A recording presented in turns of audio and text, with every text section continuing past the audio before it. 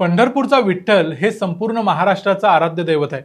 गेली जवळजवळ 800 वर्ष महाराष्ट्रातले लाखो भाविक आषाढी आणि कार्तिकी एकादशीसाठी वारी करून पंढरपूरला जाऊन पोचतात आणि आपल्या पांडुरंगाचं दर्शन घेतात.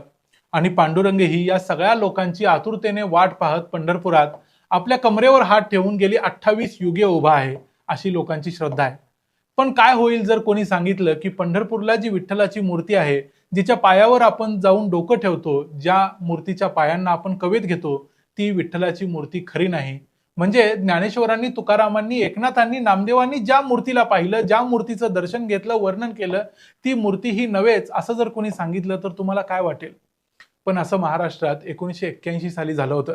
महाराष्ट्रातले इतिहासाचे, लोकसंस्कृतीचे अभ्यासक रा. चिं. ढेरे यांनी 15 आणि 16 फेब्रुवारी 1981 ला केसरीमध्ये 2 लेख लिहिले आणि असा दावा केला की पंढरपूरच्या विठोबाची जी मूर्ती आहे ती खरी नसून विठ्ठलाची खरी मूर्ती ही पंढरपूर जवळ 20 मैलावर असलेल्या सोलापूर जिल्ह्यातल्याच माढा या गावात आहे. या गोष्टीमुळे महाराष्ट्रात एक वाद निर्माण झाला. पंढरपूरच्या बडव्यांच्या पासून इतिहासाच्या अभ्यासकांच्या पर्यंत अनेक लोकांनी ढेरेंच्या या दाव्याचा प्रतिवाद केला. महाराष्ट्रात एकूण त्या काळात काय काय घडलं ते सगळं पाहूया आजच्या या व्हिडिओमध्ये. मी आहे रणजित यादव आणि तुम्ही पाहताय द मराठी बाणा.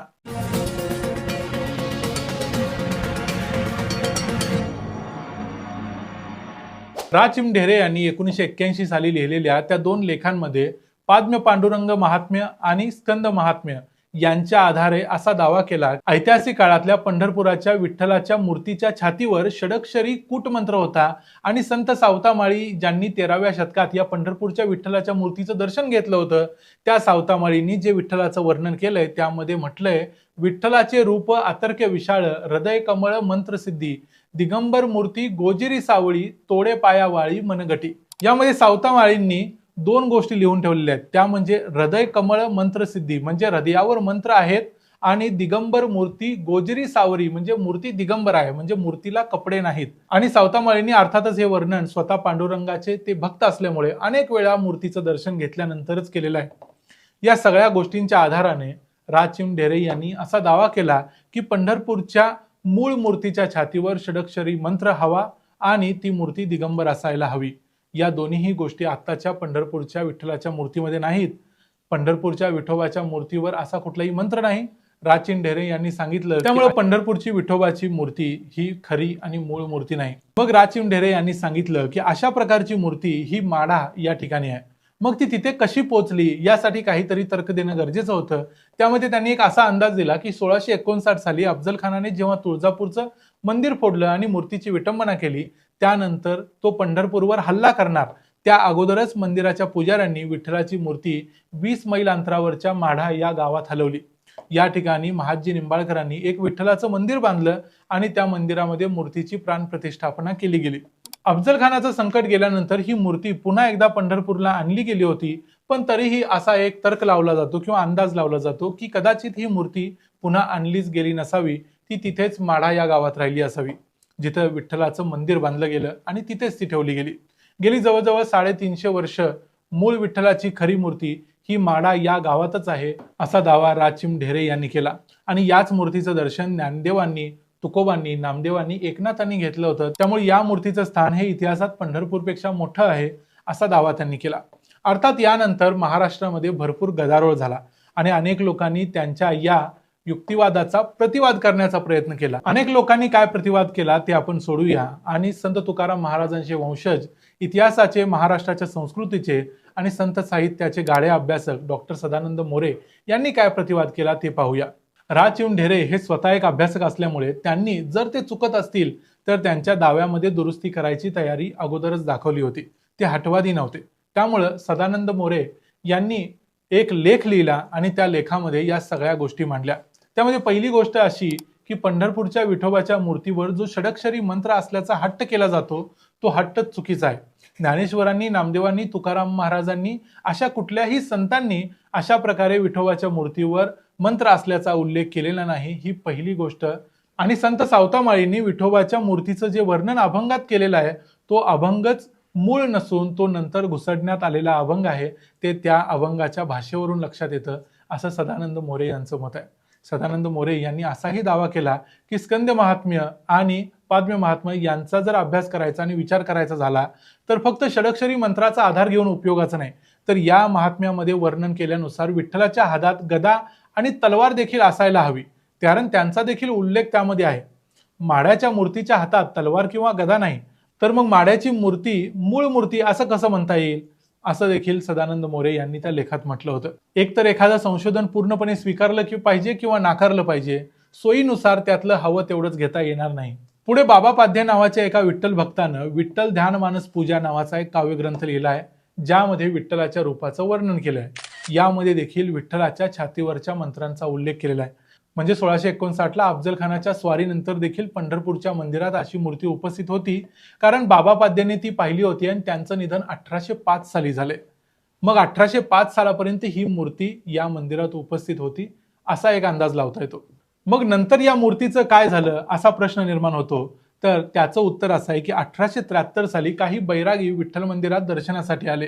त्यातल्या एका बैराग्यानं विठ्ठलाला आपण दिलेला नैवेद्य खायचा हट्ट केला आणि विठ्ठलाने नैवेद्य खाल्ला नाही म्हणून त्याने विठ्ठलाच्या पायावर एक धोंडा फेकून मारला. विठ्ठलाचा एक पाय दुखावला. त्यानंतर बडव्यांनी काही दिवस त्या ठिकाणी डागडुजी करून मूर्ती तशीच ठेवायचा प्रयत्न केला, पण ते यशस्वी झाले नाहीत. त्यानंतर काही दिवसांसाठी मंदिर बंद ठेवलं गेलं. पण या काळात विठ्ठल मंदिरातील मूर्ती बदलली की नाही याबद्दल अजूनही प्रश्न आहे. पण अशा प्रकारे मूर्तीवर हल्ला केल्याच्या बातम्या तेव्हाच्या वर्तमानपत्रातून आल्या होत्या. त्यामुळे कदाचित विठ्ठलाची जी मूळ मूर्ती होती, ऐतिहासिक मूर्ती होती, जी ज्ञानेश्वर तुकारामांनी पाहिली होती, ती मूर्ती 1873 साली बदलली गेली असेल आणि त्या जागी नवीन मूर्ती ठेवली असेल असा एक अंदाज राचिम ढेरे यांनी लावला. पण डॉक्टर सदानंद मोरे मात्र हे मान्य करत नाहीत. त्यांनी असं सांगितलं की 1873 साली विठ्ठलाची मूर्ती दुखावली होती, विठ्ठलाचा गुडघा आणि पाय दुखावला होता, पण मूर्ती बदलण्यात आली नव्हती. त्यावेळी बडव्यांनी ती मूर्ती सांधून घेतली, मूर्तीच्या पायाला आधार दिला आणि मूर्तीला जी मिठी मारायची पद्धत होती ती बंद केली. ती अगदी मागच्या काही वर्षापूर्वीपर्यंत पूर्णपणे बंद होती. याशिवाय सदानंद मोरे म्हणतात त्याप्रमाणे अनेक संतांनी वर्णन केल्याप्रमाणे पांडुरंगाच्या गळ्यात वैजंती माला होती आणि ती आत्ताच्या मूर्तीच्या गळ्यात देखील आहे. महाभारतातल्या काही श्लोकांच्या आधारे ते हे देखील सांगतात की मुक्तमाला म्हणजेच मंत्रमाला आणि मंत्रमाला म्हणजे ऍक्च्युअल मंत्राक्षर नव्हेत.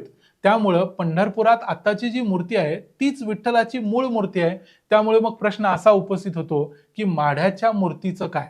कारण 1980च्या दशकात झालेल्या या संपूर्ण वादानंतर राचिम ढेरे यांनी आपल्या माढ्याचीच मूर्ती खरी असा जो दावा होता तो मागे घेतला आणि त्यांनी असं म्हटलं की माढ्याची मूर्ती ही जरी खरी आणि मूळ मूर्ती नसेल तरी मूळ मूर्तीवरून ती बनवलेली एक प्रतिमा होती. पण डॉक्टर सदानंद मोरे यांना हे देखील मान्य नाही. त्यांचं असं म्हणणं आहे की विठ्ठलाच्या छातीवर विठ्ठलाचेच मंत्र का असतील? विठ्ठलच देव आणि विठ्ठलच भक्त असू शकत नाही. त्यामुळं त्यांनी त्यांच्या मूळ लेखात या अनेक गोष्टींचा आधार घेऊन असं सांगितलंय की अशा प्रकारे मंत्र हे चुकीच्या पद्धतीनं मूर्तिकारानं त्या मूर्तीवर लिहिलेले आहेत, हे मूळ विठ्ठलाच्या मूर्तीवर कधीच नव्हते. अखेर महाराष्ट्राने देखील ही गोष्ट आज मान्य केलेली आहे की पंढरपूरच्या विठ्ठलाची मूर्ती हीच ऐतिहासिक पुरातन मूर्ती आहे. पण भलेही अनेक प्रश्न उपस्थित केले असतील तरी माढ्याच्या विठ्ठलाची मूर्ती देखील पुरातन आणि शेकडो वर्ष जुनी मूर्ती आहे, हे देखील विसरता कामा नये. आज अनेक तर्कांच्या आधारे आपण या प्रश्नांची उत्तरे शोधत असलो तरी 100% लिखित पुरावे मात्र उपलब्ध नसल्यामुळे हे देखील मान्य करायला हवं की महाराष्ट्रातल्या अनेक विठ्ठल मंदिरांच्या प्रमाणेच माढ्यातलं विठ्ठल मंदिर देखील पुरातन आहे, तिथली मूर्ती देखील ऐतिहासिक आहे, पण ती पंढरपूरची मूळ मूर्ती नव्हे. डॉक्टर सदानंद मोरे यांनी लिहिलेला हा 1984चा संपूर्ण लेख अत्यंत अभ्यासपूर्ण आणि अत्यंत सखोल असा आहे. जर तुम्हाला तो वाचायचा असेल तर त्या लेखाची एक लिंक मी या व्हिडिओच्या डिस्क्रिप्शन मध्ये देतोय. तो लेख तुम्ही जरूर वाचा. तुम्हाला जर अशा प्रकारच्या इतिहासामध्ये इंटरेस्ट असेल तर तो लेख तुम्ही वाचलाच पाहिजे, इतका सुंदर आहे. हा व्हिडिओ तुम्हाला कसा वाटला ते आम्हाला जरूर सांगा. याशिवाय माढ्याच्या विठ्ठलाच्या बाजूनं किंवा विरोधात किंवा पंढरपूरच्या विठ्ठल मूर्तीच्या संदर्भात तुमच्याकडे काही अभ्यास असेल किंवा तुमच्याकडे काही पुरावे असतील, तुम्ही काही गोष्टी ऐकलेल्या असतील, तुम्ही माढा किंवा सोलापूर जिल्ह्यातले असाल आणि तुम्ही याबद्दल काही अगोदर वाचलं असेल तर ते देखील आम्हाला कमेंट्समध्ये सांगा. आपण या विषयाची आणखी सखोल चर्चा करू. व्हिडिओ आवडला असेल तर व्हिडिओला लाईक करा, चॅनलला सबस्क्राईब करा. तुम्हाला सर्वांना आषाढी एकादशीच्या खूप खूप शुभेच्छा. पुन्हा भेटू पुढच्या व्हिडिओमध्ये. तोपर्यंत पाहत रहा द मराठी बाणा. जय हिंद.